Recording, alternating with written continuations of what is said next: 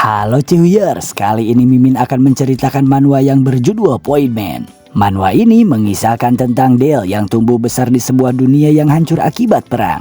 Namun ia masih tetap bersyukur karena setidaknya ia masih mempunyai keluarga yang sangat ia cintai. Akan tetapi sayang sekali kebahagiaan tersebut hancur setelah sebuah entitas yang menyebut mereka para dewa turun ke bumi dan menghabisi keluarganya. Dari situlah ia bersumpah untuk membalaskan dendam pada para dewa tersebut meski harus menjual jiwanya kepada para iblis untuk bisa menyeret mereka satu persatu ke neraka. Kisah ini pun nantinya akan menjadi perang antara para dewa dan para penganutnya melawan para kafir yang menginginkan kebebasan. Bagaimana kisah selanjutnya? Mari kita cihuikan saja.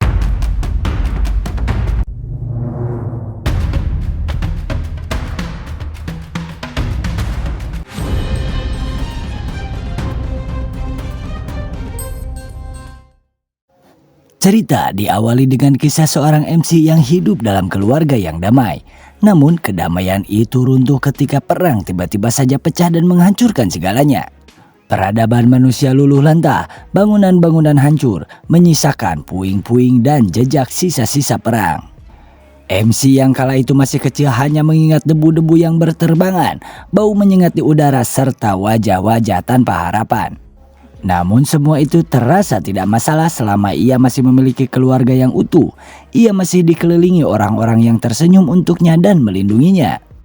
Semua itu berakhir ketika sebuah insiden terjadi. Sebuah peristiwa yang melahirkan keputusasaan umat manusia.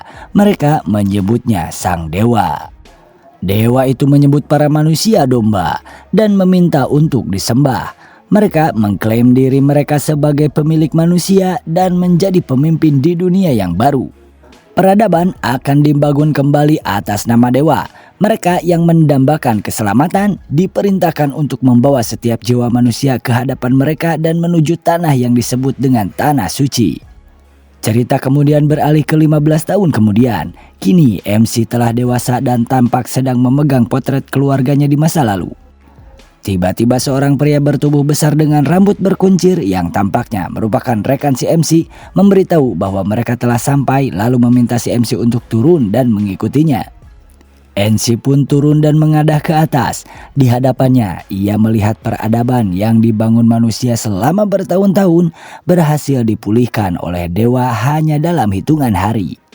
Mereka tiba di Tanah Suci Farik, tempat berdirinya singgasana Dewa Emas.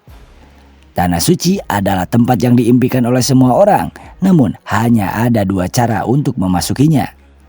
Yang pertama adalah memberikan persembahan, lalu yang kedua menjadi persembahan itu sendiri. Di sana mereka disambut oleh seorang pendeta yang menanyakan apakah persembahan yang dibawa telah memenuhi syarat. Rekan CMC pun menjawab dengan yakin bahwa persembahan itu tentu saja berkualitas karena ia sendiri membawanya dari tempat yang cukup jauh. Mereka pun segera membawa MC menghadap Dewa Emas tersebut. Barulah terungkap bahwa MC dijadikan persembahan oleh rekannya sendiri. Namun MC tampak tidak peduli. Tujuannya bukan untuk memasuki Tanah Suci tersebut, melainkan untuk menemui dewa itu sendiri. MC kembali teringat akan masa lalunya saat keluarganya dibantai oleh para dewa. Ia mengingat dengan jelas bagaimana mereka menginjak-injak mayat keluarganya sambil mengoceh tentang belas kasih dan cinta, keselamatan dan berkah, keadilan dan kebaikan. Itulah alasannya ia harus menemui mereka, yaitu para dewa di dunia ini. Satu persatu ia akan melemparkan semuanya ke neraka. Sementara itu, di sisi lain rekan MC tengah berkeliaran di tengah kota. Ia memasuki sebuah bar dan meminta bartender untuk memberikannya minuman. Bartender itu merasa asing melihatnya dan bertanya karena mereka belum pernah melihatnya di kota tersebut. Rekan MC tidak membantah dan justru mengagumi arsitektur kota itu. Karena penasaran ia bertanya apakah semua yang ada di kota tersebut terbuat dari emas. Bartender mengonfirmasi hal itu sambil menyerahkan segelas minuman. Melihat gelas emas di tangannya, rekan MC berkomentar bahwa sepertinya Dewa Farik memiliki kekuatan untuk menciptakan emas. Bartender hanya tertawa, menganggap pernyataan itu kurang tepat. Yang benar, kekuatan Parik adalah mengubah sesuatu yang bukan emas menjadi emas, seperti air, batu, dan apapun yang diubahnya bisa menjadi emas. Bartender menambahkan bahwa jika persembahan dianggap memuaskan, seseorang akan diberi emas dalam jumlah yang besar. Namun meski tidak memuaskan sepenuhnya, mereka tetap akan diberi cukup emas untuk bertahan hidup. Merasa hal itu tidak masuk akal, rekan si MC pun bertanya mengapa dewa terkadang memberikan banyak emas dan terkadang hanya sedikit. Bartender pun tersenyum dan menjelaskan bahwa Dewa Farik memiliki hobi, yaitu mengoleksi sebuah karya. Di sisi lain, MC kini diperlihatkan koleksi-koleksi milik Farik, mulai dari patung emas seorang kakek yang menari karena kemarahan, hingga anak kecil yang menyanyikan kesedihannya. Farik lalu bertanya pada MC apa pendapatnya tentang mahakarya tersebut. MC yang saat itu terikat hanya terdiam. Farik merasa aneh karena MC tidak memberikan respon apapun dan mengira bahwa ia tidak menyukai karya-karya tersebut. Farik pun lalu menghancurkan kedua patung itu, lalu berkata bahwa sebenarnya ia juga tidak terlalu menyukainya. Ia menambahkan bahwa ia juga mulai bosan dengan orang tua dan anak kecil sebagai mahakaryanya, karena para pemujanya selalu mempersembahkan manusia yang mudah ditangkap. Tatapan Farik kemudian tertuju kepada sang MC. Ia merasa sudah lama tidak melihat laki-laki dewasa yang sehat seperti dirinya. Farik lalu menjelaskan bahwa ada satu etalase kosong yang ia telah siapkan. Itu adalah etalase khusus laki-laki dewasa. Posisi tengah sengaja ia kosongkan untuk sang MC. Dan ia merasa sangat senang karena akhirnya etalase laki-laki akan terisi penuh. Farik tampak terkejut sesaat, seolah baru menyadari sesuatu. Ia bergumam bahwa seharusnya ada dua posisi yang kosong di sana. MC hanya menatap dengan wajah bingung, tidak memahami maksud Farik. Melihat reaksi itu, Farik melanjutkan penjelasannya. Ia meminta MC memperhatikan etalase di hadapan mereka. Menurutnya ada hal yang janggal. Semua persembahan biasanya terluka. Itu adalah hal yang wajar, karena manusia yang ditangkap pasti melawan untuk bertahan hidup. Tidak mungkin ada persembahan tanpa satupun luka. Namun yang dilihat Farik, MC itu berbeda. Tubuhnya terlalu bersih tanpa bekas perlawanan apapun. Dari situlah Farik menyimpulkan bahwa MC telah bersekongkol dengan pria yang membawanya ke sana.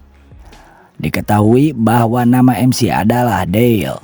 Di sisi lain, rekan Dale menghubungi melalui alat komunikasi yang terpasang di telinganya. Ia memperingatkan bahwa dewa tersebut memiliki kemampuan untuk mengubah sifat fisik dan menyarankan agar Dale tidak menggunakan Paris atau Crossel karena kekuatan itu tidak akan bekerja pada Farik. Namun Farik telah menemukan alat komunikasi yang disembunyikan oleh Dale. Ia berkata bahwa belakangan ini ia sering mendengar kabar tentang orang-orang yang tidak lagi mempercayainya di luar tanah suci. Farik justru memuji keberanian mereka karena berani muncul di hadapan dewa setelah mengalahkan beberapa pendetanya. Lalu ia pun menghancurkan alat komunikasi tersebut. Di sisi lain, rekan Dale menyadari bahwa mereka telah ketahuan ketika komunikasi terputus. Di belakangnya beberapa pasukan Farik telah siap menyergap. Ia mendengus kesal karena rencana mereka terbongkar. Karena penasaran, Farik meminta Dale menunjukkan kemampuannya. Ia ingin melihat apa yang bisa dilakukan seseorang manusia di hadapan para dewa. Sambil mengaktifkan kekuatannya dan mengancam bahwa jika Dale tidak segera bertindak, tubuhnya akan berubah menjadi emas dalam waktu 5 menit. Melihat kemampuan itu, dia menyadari bahwa kekuatan Farik sebenarnya adalah memerangkap jiwa seseorang di dalam emas dan menyerapnya secara perlahan. Farik terkejut karena Dale dapat menyadari hal tersebut. Namun Dale justru menyayangkan satu hal, karena saat ini ia tak lagi memiliki jiwa dan menyuruh Farik memastikannya sendiri. Merasa heran, Farik menyentuhkan jarinya ke dahi Dale. Seketika itu juga, ia sangat terkejut saat menyadari bahwa Dale benar-benar tidak memiliki jiwa. Dale hanya menyeringai dan berkata agar Farik tidak usah bingung. Ia telah menjual jiwanya kepada sebuah keberadaan yang mampu membunuh dewa. Sebuah entitas yang menguasai seluruh iblis, yaitu kehampaan. Farik kebingungan karena ini adalah pertama kalinya ia melihat sesuatu seperti itu. Karena tidak ada jiwa yang bisa diserap atau dimanfaatkan, Farik pun menghantam Dale dengan pukulan bersinar yang menghancurkannya. Tubuh Dale terhempas ke lantai. Farik menambahkan bahwa adalah sebuah penghujatan jika seseorang merasa bisa membunuh dewa lalu menghantamkannya sekali lagi hingga setengah tubuh Dale hancur. Parik melanjutkan bahwa tidak ada yang bisa membunuh dewa dan semua itu hanyalah omong kosong. Menurutnya, siapapun yang bisa melakukan trik aneh pasti hanyalah anak buah dewa lain. Ia masih kesal dengan ucapan Dale. Karena itu, ia memerintahkan salah satu pendeta untuk menyelidiki identitas Dale. Ia mencurigai bahwa Dale didukung oleh dewa lain yang memusuhinya, serta memerintahkan agar para pemuja baru dibawa menghadap, karena ada kemungkinan mereka hanya berpura-pura. Namun pendeta itu tiba-tiba panik ketika melihat Dale di belakangnya telah bangkit kembali dengan tubuh yang perlahan pulih seperti semula. Parik yang melihat kepanikan itu bertanya apa yang terjadi. Dale kemudian mendekati Parik dan berkata bahwa jika Parik masih tidak percaya bahwa dewa bisa dibunuh, maka ia akan membuktikannya sekarang. Tatapannya membuat Parik terkejut karena Dale masih hidup. Dale memegang pundak Parik dan memanggil salah satu iblis bernama Pabaka. Seketika itu juga pundak Parik terbakar hebat. Tubuhnya mulai meleleh dan ia berteriak memerintahkan pasukannya untuk menghabisi Dale. Saat pasukan Parik menyerang, Dale memanggil iblis lain bernama Braz. Dalam sekejap ia mampu mencabik-cabik para pasukan tersebut. Namun Dale menyadari bahwa rasa sakit dari kekuatan Pabaka dan Braz membebani tubuhnya. Ia tahu setiap penggunaan kekuatan iblis selalu disertai konsekuensi. Meski menahan rasa sakit yang luar biasa, Dale tetap bertahan. Sementara itu, Parik yang diliputi amarah tidak bisa menerima kenyataan bahwa seorang manusia mampu melawannya. Ia memutuskan untuk mengerahkan seluruh kekuatannya dan membuktikan bahwa manusia hanyalah makhluk lemah. Namun Dale justru menyeringai. Ia telah menduga bahwa iblis tingkat menengah ke atas tidak akan cukup. Ia tidak punya pilihan lain selain meminjam kekuatan para pemilik neraka. Dan akan segera menunjukkan kepada Parik seperti apa neraka yang sebenarnya. Di sisi lain, rekan Dale telah membasmi seluruh pasukan Parik. Cerita kemudian beralih ke awal pertemuan Dale dan rekannya itu. Saat itu Dale tertidur di pinggir jalan sambil bermimpi tentang keluarganya. Tiba-tiba seseorang datang dan menyapanya, lalu berkata bahwa sepertinya Dale telah kehilangan sesuatu yang sangat berharga dalam hidupnya. Pria itu kemudian menjelaskan bagaimana dunia saat ini bekerja. Untuk mencapai tanah suci, manusia saling memburu satu sama lain. Dunia telah berubah menjadi neraka dan manusia hidup dalam kegelisahan setiap hari, sesuatu yang kini dianggap biasa. Ia pun bertanya pada Dale, apakah dunia seperti ini masih bisa berubah? Dale terdiam bingung harus menjawab apa, sebelum akhirnya mengatakan bahwa dunia ini sudah hancur. Mendengar itu, pria tersebut hanya tertawa dan mengatakan bahwa dunia memang tidak akan pernah berubah. Namun ia menambahkan jika dunia ini ingin berubah, maka dunia itu harus dihancurkan terlebih dahulu lalu dibangun ulang dari awal. Pria itu pun memperkenalkan dirinya, namanya adalah Walter, seorang pemimpin kaum kafir di wilayah timur. Walter mengatakan bahwa belum lama ini ia mengetahui keberadaan sebuah senjata yang mampu membunuh para dewa, sesuatu yang ditinggalkan oleh Void, sambil menyerahkan sebuah benda kepada Dale. Ia menjelaskan bahwa benda itulah yang menuntunnya ke tempat tersebut hingga akhirnya bertemu dengan Dale, anak yang dipilih oleh Void untuk membunuh para dewa. Setelah mendengar penjelasan itu, Dale akhirnya menerima benda tersebut. Cerita kembali ke masa sekarang. Parik yang kini bertarung dengan serius melawan Dale mengerahkan seluruh kekuatannya. Tubuhnya berubah sepenuhnya menjadi emas dan membesar hingga menjulang. Parik kembali menantang Dale untuk bertarung dengan sungguh-sungguh, ingin membuktikan bahwa manusia hanyalah sampah yang tak berarti di hadapan para dewa. Dale hanya menyeringai, mengagumi perwujudan wujud Parik. Parik lalu memusatkan cahaya di tangannya dan melepaskan mantra ke arah Dale, menghancurkan tempat berpijaknya hingga hancur lebur.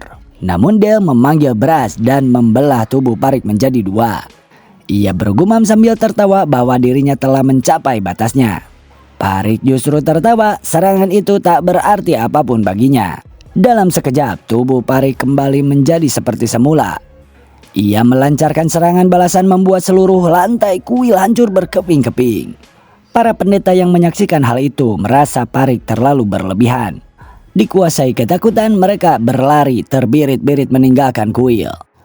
Getaran hebat itu terasa hingga keluar. Orang-orang merasakannya mengira gempa bumi sedang terjadi. Sementara itu di bar, bartender yang menyaksikan Walter mengalahkan para pasukan Parik menuduhnya sebagai kafir dan mengutuk perbuatannya. Ia berasumsi bahwa gempa tersebut adalah akibat ulah Walter yang membuat Dewa Parik murka dan mengamuk. Walter hanya menanggapi dengan tenang. Ia mengatakan bahwa sebelum bartender itu menginjakan kaki di tanah suci, ia pun pasti pernah diperlakukan layaknya mangsa. Walter menambahkan bahwa dirinya bisa berada di tempat itu sekarang karena mengorbankan seorang rekan yang bernasib sama.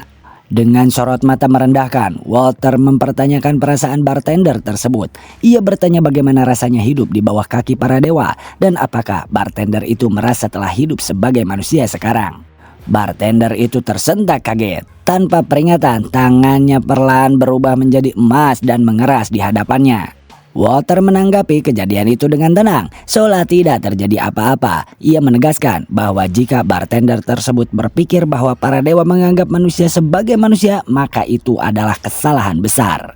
Bagi para dewa, manusia tidak lebih dari ternak, makhluk yang bisa disembelih kapan saja.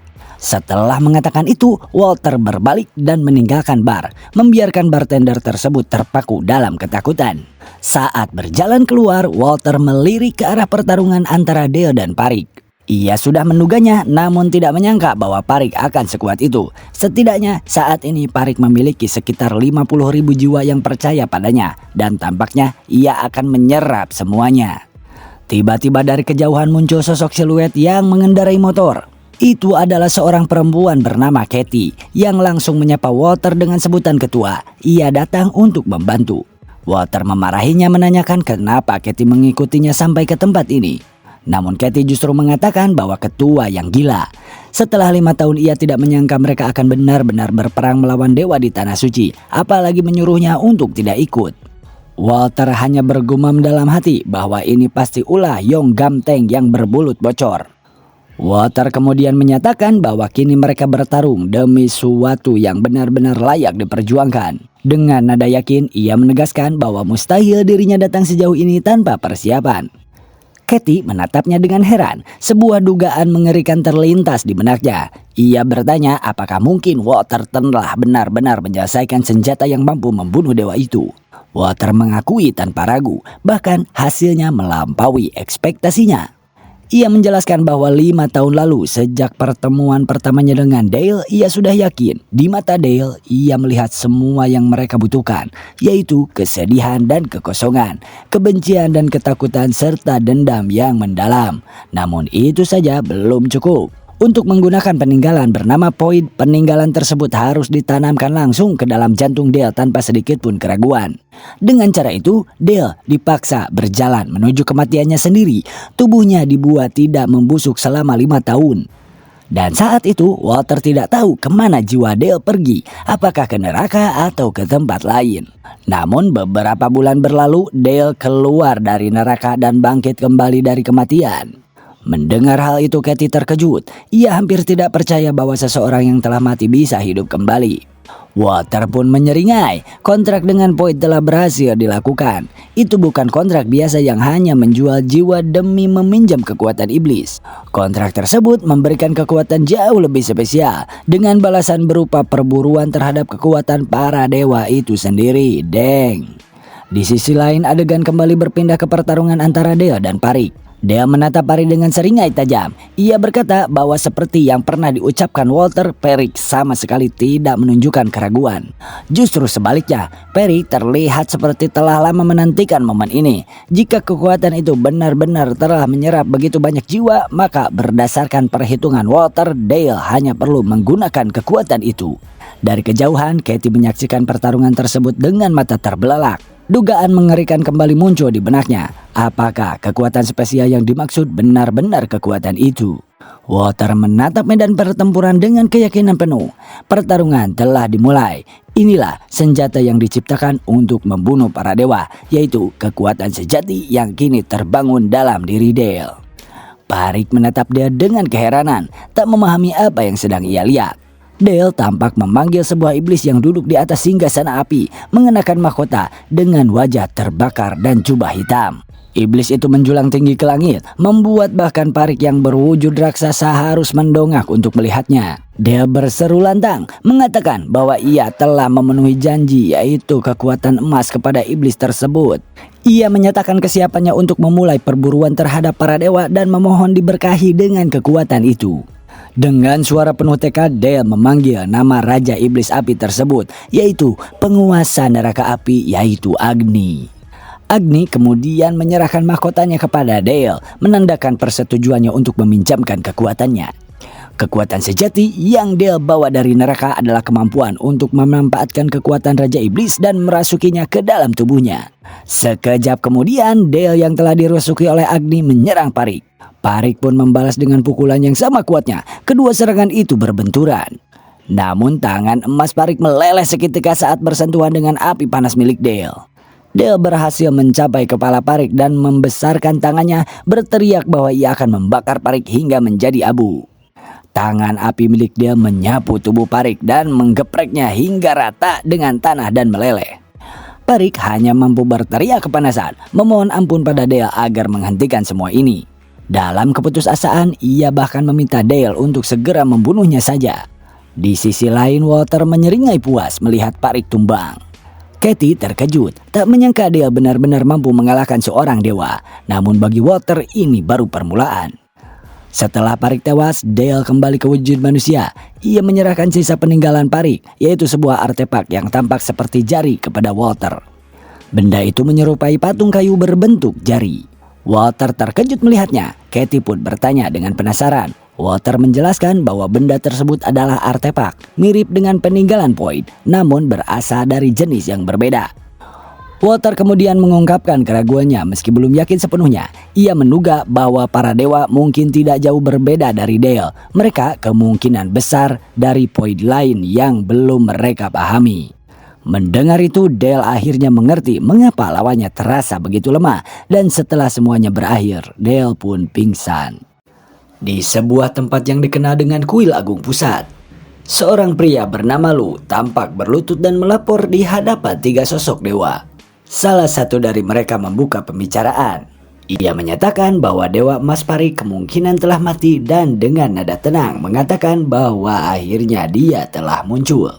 Dewa kedua menimpali bahwa hal tersebut sudah tertulis dalam ramalan, tidak ada yang perlu dikhawatirkan.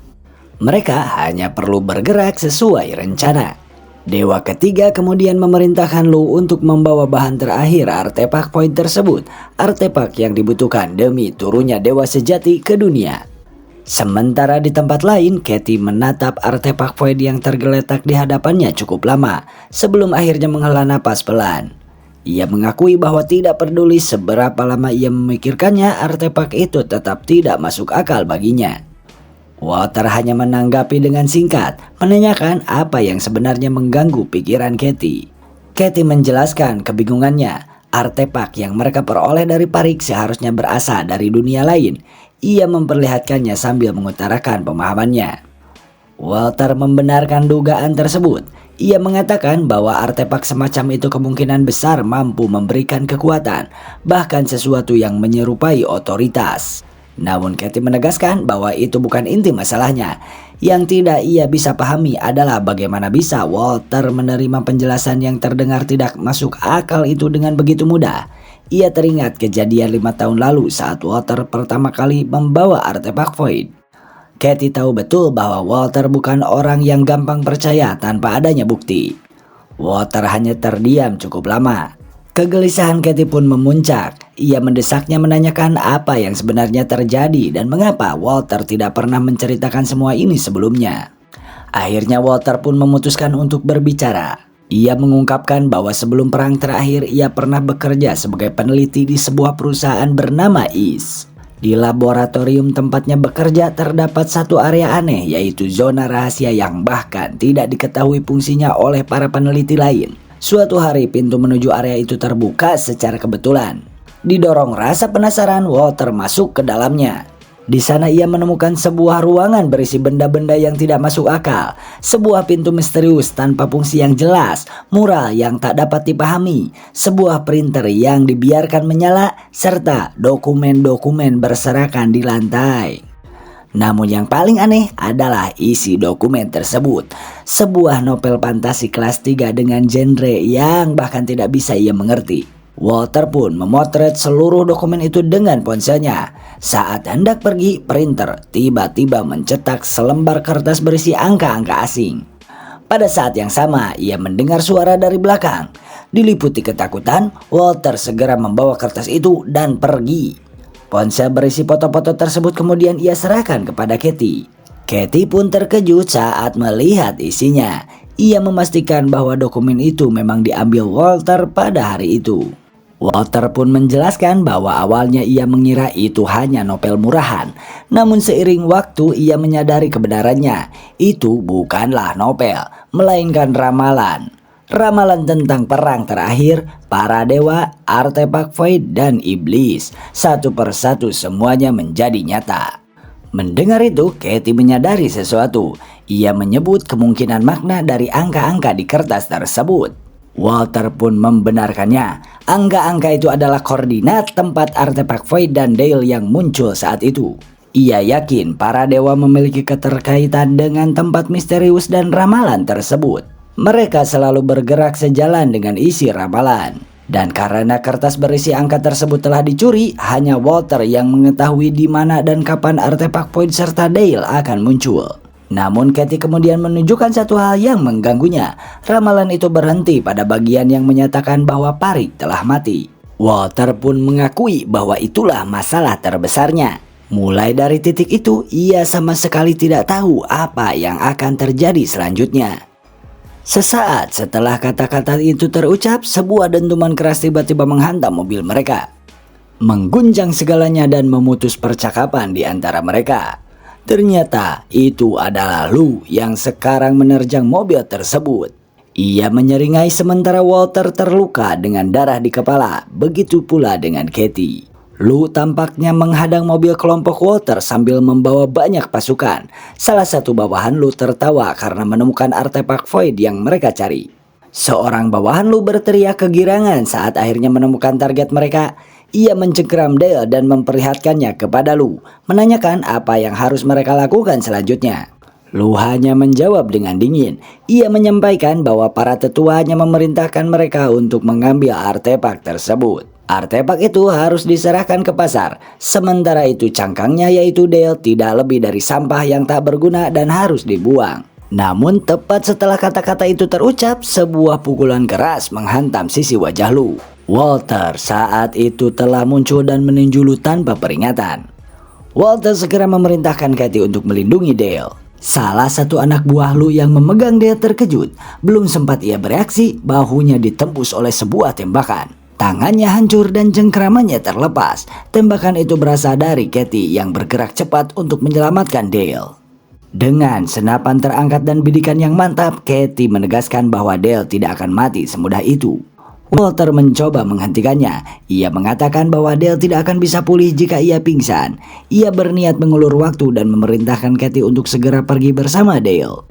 Namun sebelum kalimatnya selesai, sebuah tangan besar mencengkeram leher Walter dan mengangkat tubuhnya ke udara. Itu adalah Lou. Lou memerintahkan anak buahnya untuk menghabisi pengganggu seperti Walter. Ia menghajar Walter tanpa ragu. Namun pada saat yang sama, sebuah peluru melesat dan menembus leher Lou. Katie telah menembak untuk menyelamatkan Walter. Katie segera bergegas mendekati Walter, memastikan kaptennya masih hidup. Namun sebelum mereka sempat bergerak lebih jauh, sebuah tangan besar tiba-tiba muncul dan mencengkeram mereka berdua. Tubuh mereka terangkat ke udara. Penyerang itu adalah anak buah Lou lainnya, seorang pria botak.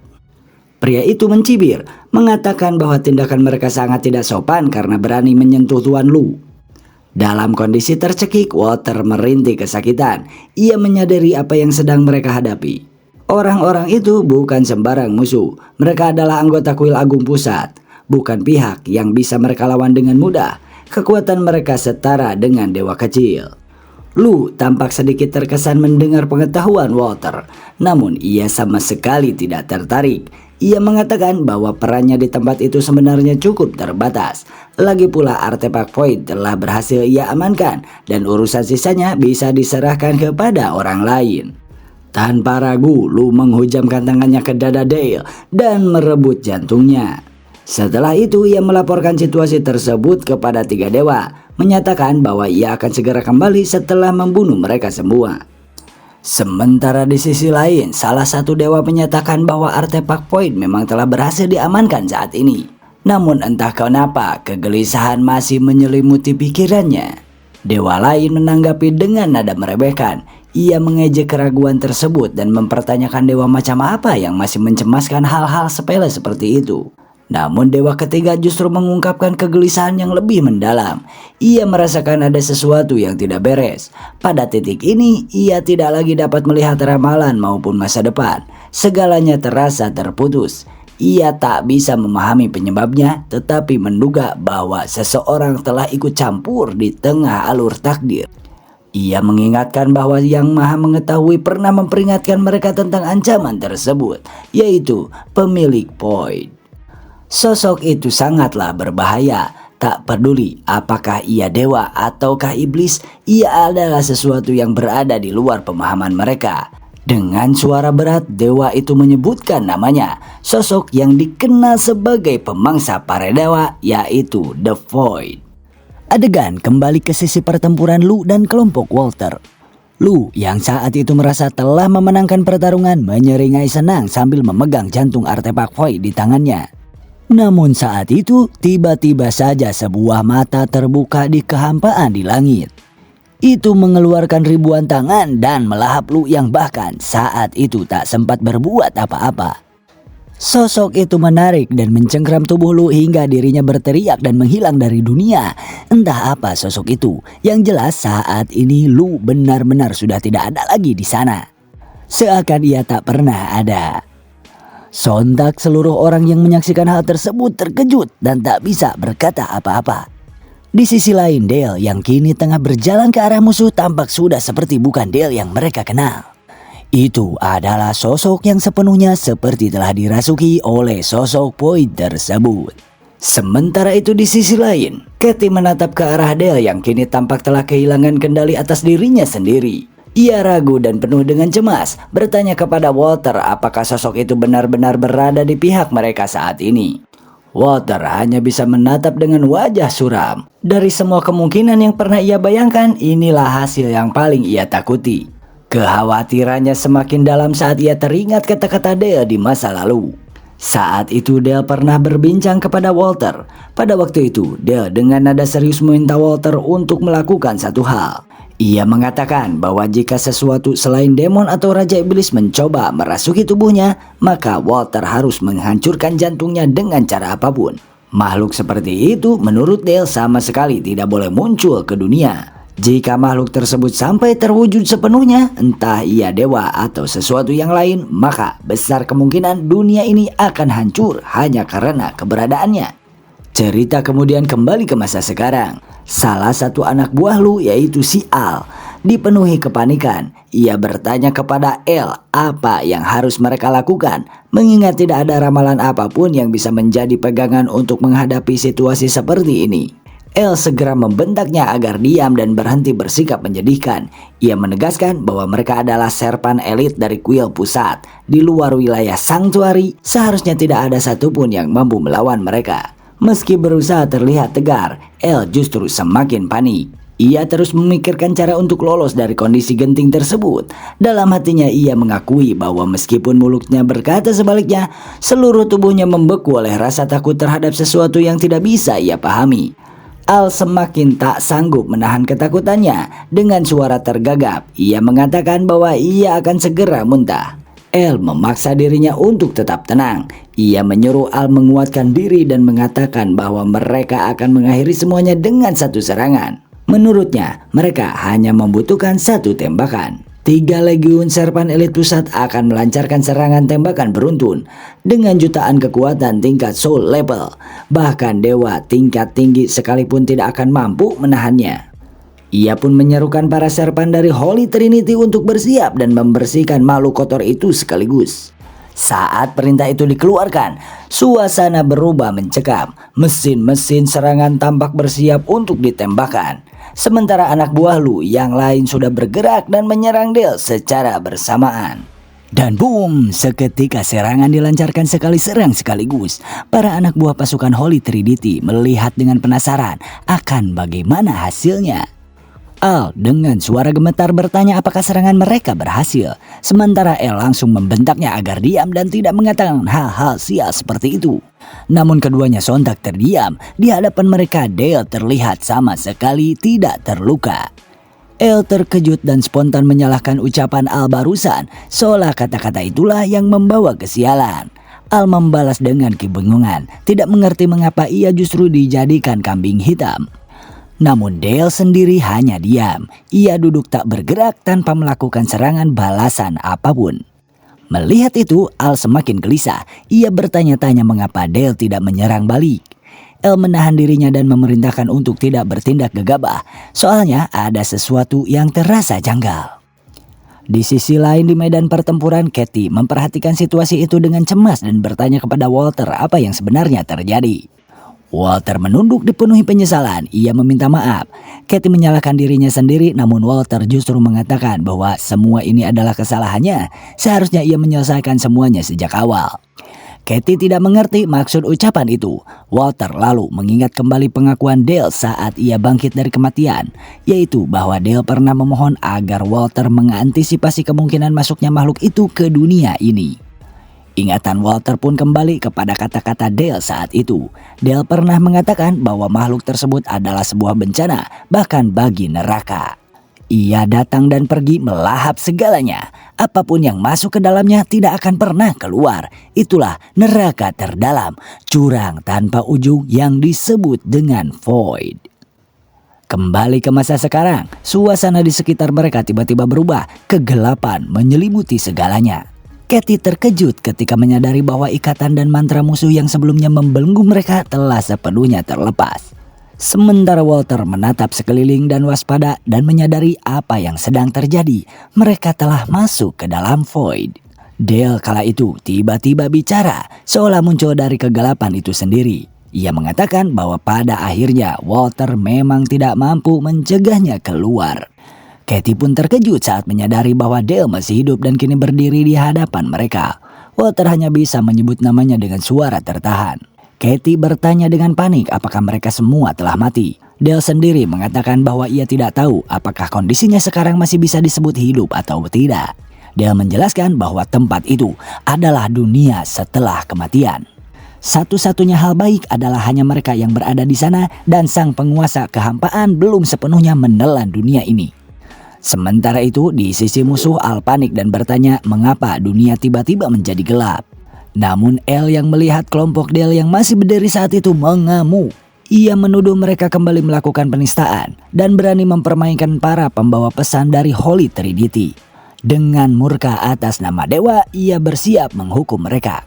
Melihat itu, Walter memperingatkan rekan-rekannya untuk menyingkir karena bahaya. Namun Dale menghentikannya dan mengatakan bahwa itu tidak perlu.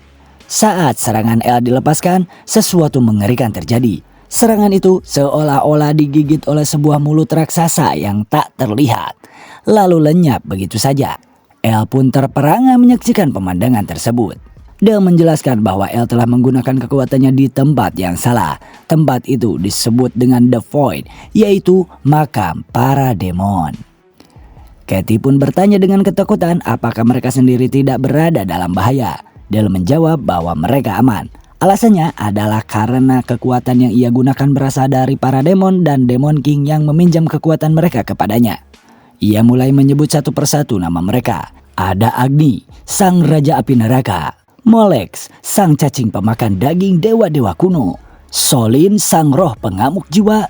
Mang, sang penjara tanpa nama pencari pengetahuan terlupakan. Mongrin, sang bayangan dalam kabut. Iro, sang pengejar pelangi pemburu tabu, dan Noxus, sang pembelah bintang dengan pedang tak berbentuk, dan masih banyak lagi. Mereka semua telah ditelan oleh Void, hanya menyisakan jiwa-jiwa mereka. Namun jiwa-jiwa itu cukup kuat untuk memburu para dewa, dan mereka haus akan kekuatan. Walter yang menyadari kebenarannya mereka semua adalah para demon penguasa neraka. Katie menyaksikan dengan ngeri bagaimana para serpan kuil elit pusat dibantai secara sepihak. Mereka ditelan tanpa perlawanan. Setelah itu Katie teringat sesuatu dan bertanya apakah masih ada cara untuk kembali. Mengingat Dale pernah keluar dari tempat ini sebelumnya. Dale hanya menjawab bahwa dulu memang ada cara, namun sekarang tidak ada lagi. Ia menjelaskan bahwa tidak ada yang bisa keluar dari The Void tanpa izin dari penguasanya. Alasannya ia bisa kembali ke dunia nyata sebelumnya adalah karena ia membuat kesepakatan dengan Void. Sebagai imbalan, ia harus memburu kekuatan untuk dijadikan makanan bagi para demon dan devil. Baru setelah kembali dari kematian, Dale menyadari kebenarannya. Ia bisa meminjam kekuatan para demon dari Void, namun pada saat yang sama, Void juga bisa menggunakan tubuhnya untuk naik ke dunia nyata. Itulah rencana Void sejak awal, yaitu meminjam tubuh Dale dan menelan seluruh dunia. Kini satu-satunya jalan keluar hanyalah jika Void sendiri mengizinkannya. Namun Dale menyadari betapa mustahilnya hal itu karena Void telah menggunakan tubuhnya saat ini. Karena itulah tidak ada lagi jalan keluar. Walter yang mendengar itu marah dan menuduh Dale menyerah begitu saja, hanya duduk dan menonton kehancuran dunia. Dale yang sudah putus asa getir bertanya kepada Walter apakah ia harus berdoa kepada dewa. Walter semakin kesal, namun Katie menghentikan pertengkaran mereka. Ia menegaskan bahwa dunia sedang berakhir dan bukan saatnya untuk bertengkar. Katie lalu bertanya apakah benar Dale membuat kontrak dengan Void sebagai ganti kekuatan para dewa. Dale pun mengiyakan hal tersebut. Lalu kemudian Katie mengusulkan sesuatu yang mengejutkan, yaitu mengubah kontraknya saja, memberikan tawaran yang tak bisa Void tolak. Dia menolak mentah-mentah gagasan itu karena mengatakan bahwa hal semacam itu mustahil sekali. Namun Katie menyebutkan kemungkinan lain. Bagaimana jika mereka menawarkan sebuah kekuatan yang bahkan tak bisa diperoleh Void meski menghancurkan dunia ini? Dale tentu saja terkejut mendengarnya. Katie melanjutkan, yaitu menegaskan bahwa masih ada dewa yang belum turun ke dunia ini. Sebuah kekuatan dari satu dewa sejati, dewa yang belum pernah menampakkan dirinya sama sekali. Katie menyatakan bahwa mereka akan menjanjikan kekuatan dari satu-satunya dewa sejati yang belum pernah turun ke bumi. Ucapan itu membuat Dale dan Walter sama-sama terkejut. Keduanya tak menyangka Katie akan mengajukan gagasan sejauh itu. Walter langsung menegur Katie dengan nada keras. Ia menyatakan kewarasannya menanyakan apakah Katie benar-benar berniat membiarkan dewa sejati turun ke dunia. Namun Katie tetap tenang. Ia menjelaskan bahwa untuk saat ini tujuan mereka hanyalah mengulur waktu. Tidak ada jalan lain selain itu. Ia tahu betul bahwa Walter telah berjuang mati-matian untuk mencegah semua ini terjadi sejak awal. Tetapi saat ini yang terpenting adalah menghentikan kiamat apapun caranya. Dia akhirnya menyetujui usulan tersebut. Ia mengakui bahwa kemungkinan besar rencana itu akan gagal. Namun seperti yang dikatakan Katie, mereka tidak memiliki pilihan lain. Setelah itu, Dale mulai menjalin komunikasi dengan penguasa kehampaan yaitu Master of Void. Ia menekan dadanya sendiri, tepat di jantungnya, lalu meneteskan cairan kehampaan yang keluar dari sana ke tanah. Seketika sesuatu yang luar biasa terwujud di hadapan mereka. Sebuah sosok raksasa muncul, begitu besar hingga seolah memenuhi ruangan itu.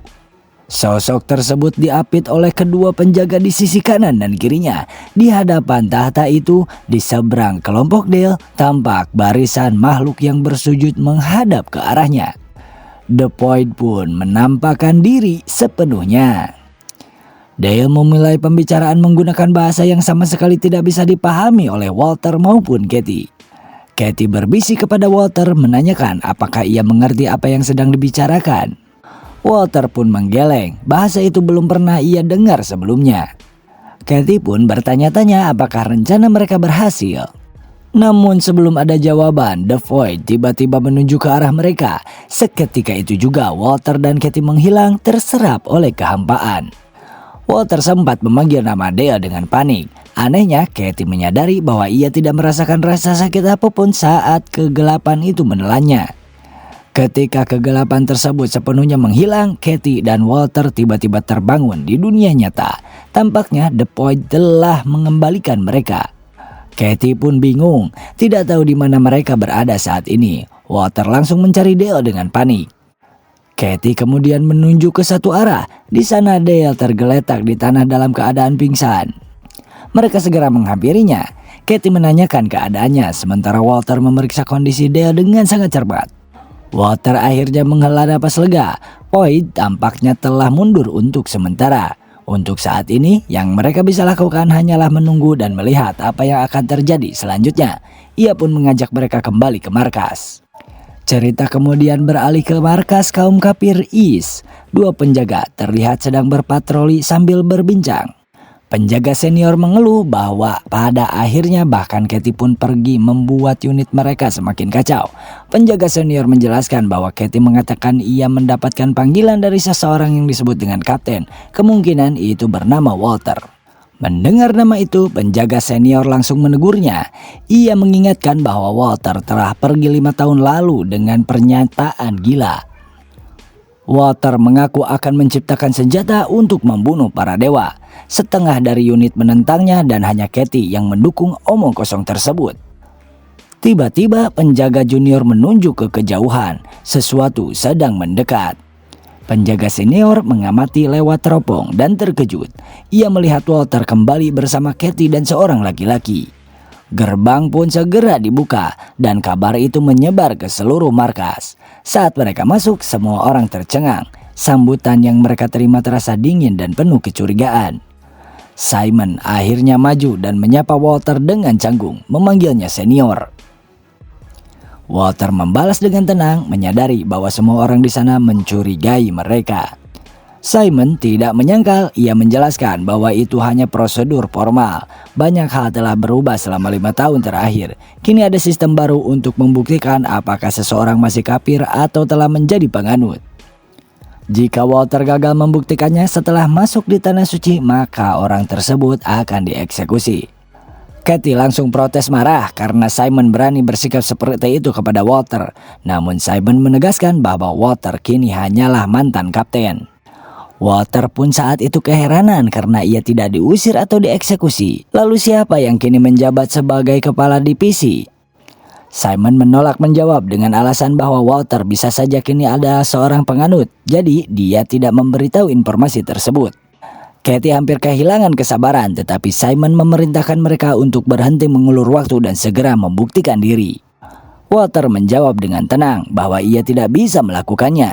Sontaklah si Simon terkejut. Walter menjelaskan alasannya. Sistem baru itu mengharuskan mereka membunuh para penganut dewa yang diculik untuk membuktikan bahwa mereka kafir. Namun Walter menolak hal tersebut. Baginya, jika membunuh penganut adalah bukti kekafiran, maka mereka tidak ada bedanya dengan orang-orang di tanah suci. Bukan para penganut yang seharusnya dibunuh menurut Walter, melainkan para dewa itu sendiri. Simon pun menertawakannya, menyatakan bahwa tak ada seorang pun yang percaya omong kosong tentang membunuh dewa. Namun Katie bersikeras. Ia mengatakan bahwa ia telah melihat sendiri bahwa para dewa itu telah dibunuh. Simon menganggapnya sebagai kebohongan. Sebagai jawaban, Walter menjatuhkan Dale ke tanah di hadapan semua orang dan menyatakan bahwa anak ini adalah senjata untuk membunuh para dewa. Simon meremehkannya, menganggap Dale hanyalah anak laki-laki biasa. Walter mengatakan bahwa Simon tidak perlu percaya. Ia hanya meminta izin untuk membawa Dale ke laboratorium untuk mengambil sampel darahnya. Itulah alasan ia kembali ke markas saat ini. Simon pun mempertanyakan mengapa mereka harus mengizinkan hal itu. Walter pun menjelaskan alasannya. Kekuatan iblis untuk membunuh para dewa bukanlah sesuatu yang hanya bisa digunakan oleh anak ini. Dengan suntikan darah anak ini, siapapun bisa memperoleh kemampuan untuk membunuh dewa selama sekitar 1 jam. Ia memperlihatkan sebuah alat suntik berisi darah dari Dale. Saat itulah semuanya menjadi jelas. Alasan mengapa Walter mampu membasmi para penganut dewa di bar tempo hari adalah karena ia menyuntikkan darah Dale ke dalam tubuhnya sendiri. Simon pun terdiam, tercengang mendengar bahwa kekuatan itu berasal dari iblis. Bahkan Katie pun baru menyadari fakta tersebut. Walter lalu menyatakan perintah terakhirnya. Simon harus memberitahu para tetua dan seluruh pemimpin divisi bahwa rencana terakhir telah dimulai. Mereka harus siap untuk pertempuran penentu, yaitu pembentukan unit Divine Slayer. Walter menambahkan bahwa seluruh persiapan untuk unit tersebut telah selesai. Cerita kemudian kembali ke sebuah kilas balik saat Dale tengah berdiskusi langsung dengan entitas yang dikenal sebagai Void itu. Ia menatap kehampaan di hadapannya, lalu dengan suara tegas menyampaikan niatnya. Ia mengatakan bahwa sebentar lagi Sang Dewa Maha Kuasa akan turun ke bumi. Dan jika saat itu tiba, ia akan memburu kekuatannya dan mempersembahkannya kepada The Void. Namun sebagai gantinya ia meminta satu hal terlebih dahulu, yaitu kehancuran dunia harus dibatalkan. Sebelum Dale menyelesaikan kalimat itu, suara dingin langsung menyela. The Point mengejek keyakinannya, mengatakan bahwa Dale terlalu meninggikan dirinya sendiri. Ia hanyalah sebuah wadah yang meminjam kekuatan dari beberapa iblis dan tetap saja berpikir mampu menangkap sang dewa maha kuasa. Ucapan itu tentu saja membuat hati Dale tercekat. Ia bergumam dalam hati seolah negosiasi tersebut telah gagal total. Akan tetapi, The Point kembali berbicara. Dunia katanya belum dihancurkan sepenuhnya. Sebagian dirinya yang terperangkap di dalam tubuh Dale hanya cukup kuat untuk menelan 1 atau 2 kota, tidak lebih. Mendengar itu pun kebingungan mulai muncul. Dale mempertanyakan alasannya. Jika demikian, apa sebenarnya yang direncanakan oleh The Point? Mengapa ia tetap ingin turun ke dunia? Dalam hatinya, ia mulai curiga bahwa mungkin The Point memang tidak berniat memusnahkan segalanya. Tanpa peringatan, The Point menunjuk ke arah belakang. Seketika itu juga kekuatan tak terlihat menyelimuti Walter dan Katie, lalu melemparkan mereka kembali menuju dunia manusia. The Point kemudian menjelaskan untuk saat ini ia masih membutuhkan mereka, dan karena itu kematian mereka akan ditunda. Ucapan itu justru membuat Dale semakin bingung. Apakah itu berarti mereka diselamatkan? The Point menjawab bahwa mereka saling membutuhkan satu sama lain. Dale membutuhkan kekuatannya, sementara The Point sendiri membutuhkan Dale sebagai pion atau bidak untuk membawa dunia menuju kehampaan. Istilah itu terdengar asing di kepala Dale. Apa maksudnya dunia kehampaan? Dengan nada dalam dan berat, Point mulai menjelaskan. Ia berbicara tentang hasrat paling kuno, tentang salah satu akhir dunia yang telah terbelah menjadi 2. Sebuah kisah yang begitu tua hingga tak lagi dapat dipahami sepenuhnya. Dari 3 dunia dan 6 alam terciptalah dunia atas, tengah, dan bawah. Sejak awal hanya ada 2 maha kuasa, masing-masing dengan tujuannya sendiri. Kekekalan dari segala hal yang disebut dengan infinite dan kepunahan dari segala sesuatu yang disebut dengan the void. Setelah ribuan tahun berlalu, jiwa-jiwa manusia dikumpulkan oleh kedua maha kuasa itu, melahirkan 2 sosok dari surga dan neraka. Semua itu berasal dari manusia, baik the void maupun infinite, tercipta dari jiwa manusia itu sendiri. Merekalah tujuan akhir umat manusia. Dunia kehampaan, tempat di mana segalanya lenyap, itulah akhir tujuan Dale sebenarnya. Dalam perang yang akan menentukan nasib dunia, ia harus menang. Kehendak Point akan membimbingnya, memaksanya terus maju, bertarung sebagai pelaksana rencana, membawa kekuatan dan mencapai tujuan The Point. Pada akhirnya, dunia para penganut dewa harus binasa. Perkataan itu memicu amarah yang telah lama terpendam. Dale langsung menyela, menolak semuanya. Ia mempertanyakan mengapa akhir dunia harus menjadi urusan manusia. Mengapa manusia dipaksa bertarung dalam konflik para dewa? Dan mengapa juga keluarganya harus dibantai demi ambisi mereka? Ia menolak bertarung untuk kehendak Point itu, menyebut semuanya itu konyol, lalu melontarkan makian penuh kebencian pada Point. Seketika sebuah pukulan melayang, sosok pertama A, yaitu pengawal The Point, menyerangnya dengan penuh penghinaan. Dari sisi lain, Hum, yang merupakan pengawal kiri dari The Point, melancarkan serangan sambil memperingatkan agar Dale tidak memamerkan taring di hadapan majikan mereka.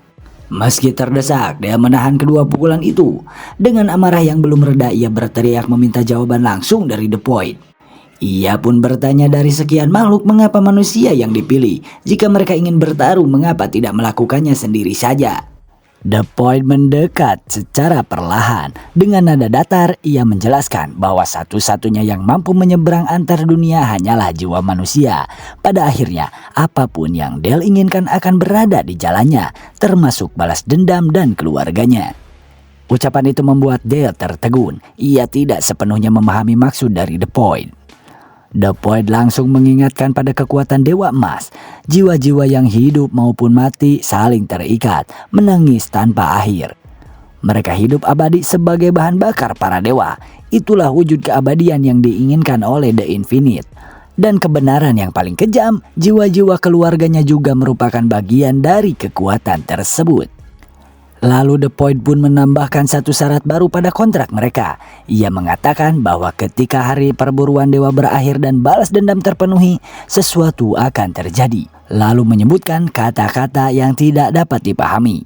Dale kala itu mencoba meminta penjelasan, namun belum sempat mendapat jawaban. Kekuatan besar kembali menariknya. Pandangannya gelap dan tubuhnya dikirim paksa kembali ke dunia. Cerita pun kembali ke masa kini, di markas kaum kafir wilayah timur. Kepanikan terdengar di dalam ruangan. Seseorang berteriak bahwa tubuh Dale bergerak, jantungnya mulai berdetak dan ia tampaknya berusaha untuk bangun. Dalam erangan pelan, Dale membuka mata. Kepalanya terasa berat saat ia mendapati dirinya duduk di sebuah ruangan yang menyerupai laboratorium. Sebuah suara pun terdengar penuh keterkejutan.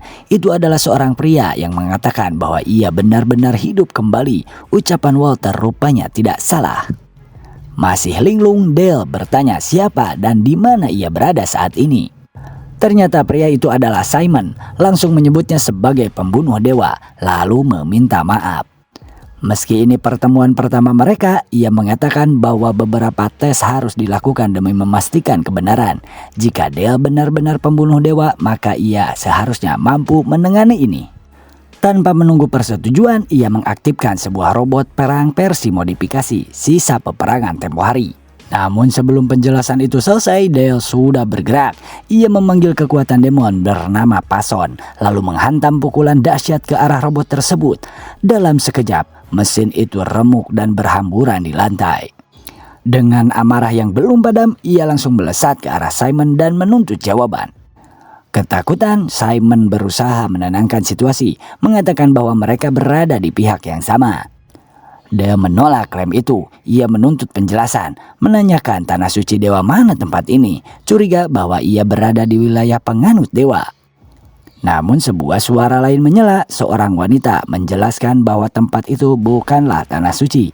Ini adalah markas kaum kafir timur, tempat berkumpulnya mereka yang menentang para dewa. Ia lalu memperkenalkan dirinya, mengatakan bahwa ia mendengar tentang Dale dari Walter. Ia juga mengakui kekuatannya yang luar biasa sesuai dengan cerita yang ia dengar dari Walter. Wanita itu lalu mengatakan posisinya sebagai komandan markas timur. Namanya adalah Hannah. Dan pertemuan mereka pun resmi dimulai. Pada chapter ini, kisah terlebih dahulu membawa kembali kita ke masa lalu komandan kaum kafir yaitu Hannah. Di tengah hutan yang gelap dan rimbun, seorang gadis tampak berlari, terseok-seok sambil menuntun seseorang di belakangnya. Napasnya memburu, langkahnya tergesa seolah ada sesuatu yang terus memburu mereka dari belakang pepohonan. Sosok yang ditarik tampak lemah dan kelelahan, tubuhnya gemetar seperti menahan rasa sakit yang tak tertahankan. Tak lama kemudian, orang itu terjatuh ke tanah. Hannah segera berhenti dan berlutut berusaha menopang tubuhnya. Sepertinya itu adalah kakaknya. Ia memanggil kakaknya dengan panik memintanya untuk bangun. Jika mereka berhenti di sini, katanya, mereka pasti akan ketahuan. Dengan sisa tenaga, kakaknya membuka mata dan meminta Hannah mendengarkan baik-baik. Ia meminta untuk mulai sekarang berlari sejauh mungkin, menjauh dari tempat suci itu, sejauh mungkin yang ia bisa. Namun kalimat itu tak pernah selesai. Tiba-tiba tubuh kakaknya terangkat ke udara oleh kekuatan misterius yang tak terlihat.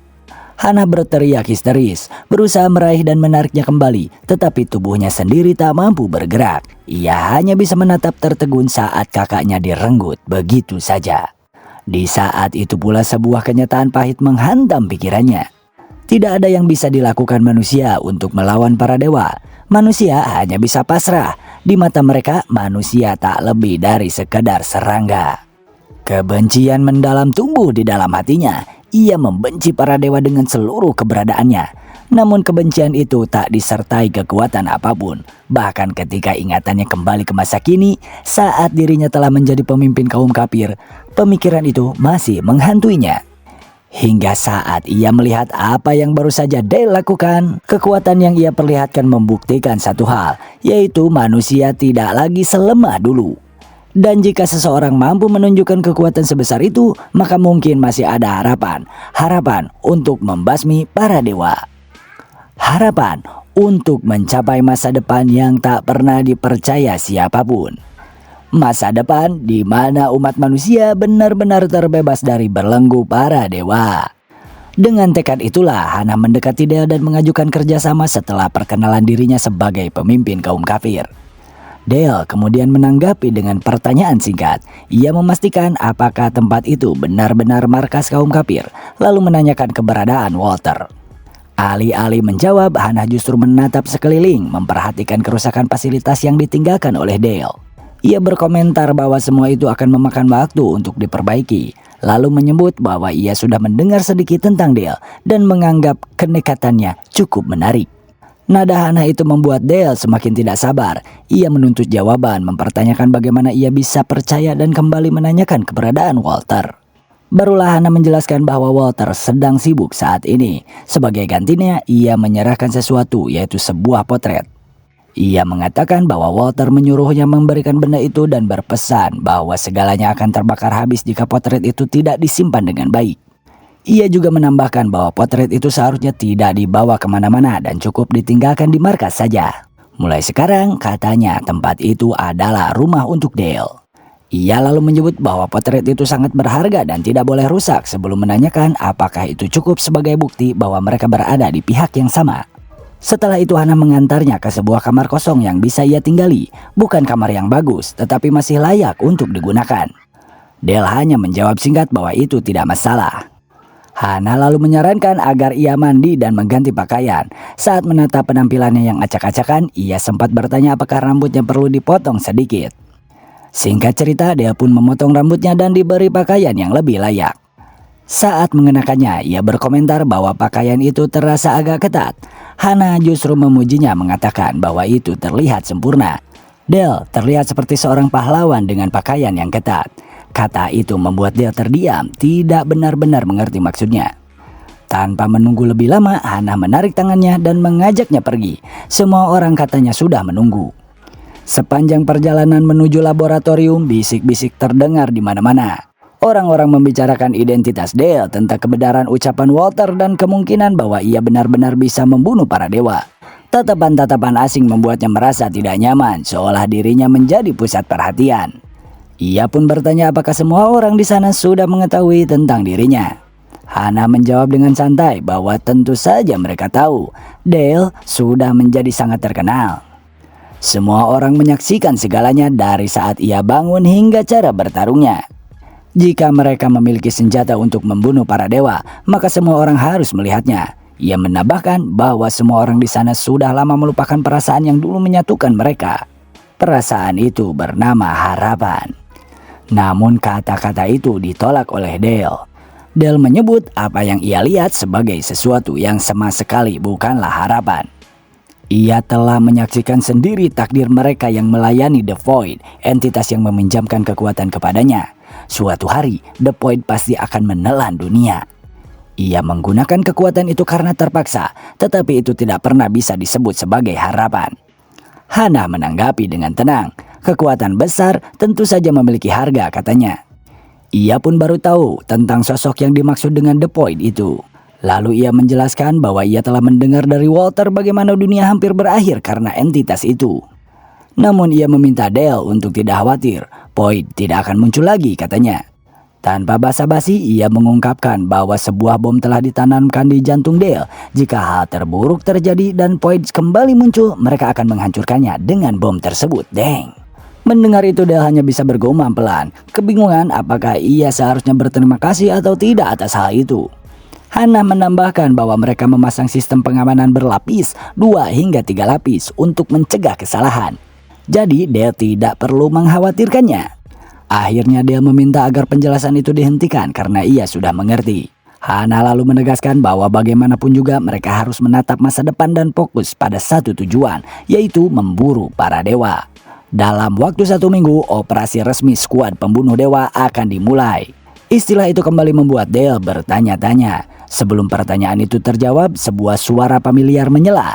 Walter akhirnya menyadari kehadiran Dale, berkomentar bahwa ia hampir tidak mengenalinya, terutama setelah rambutnya dipotong.